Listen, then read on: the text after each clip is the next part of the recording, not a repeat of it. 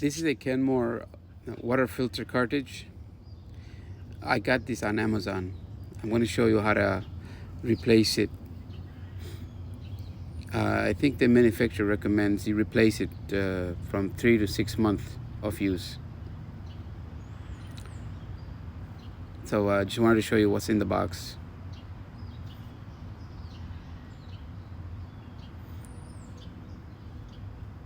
So I'm going to remove this plastic covering. I'm going to remove that blue cap, and I'm going to show you what else needs to be done in a few seconds. So first off, we take off the old one out.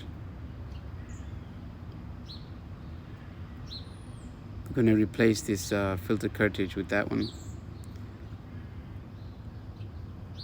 Take the cap off, install the cap on the new one, and what we're going to do is we're going to slide it in. But before I do that, I wanted to show you what it looks like inside.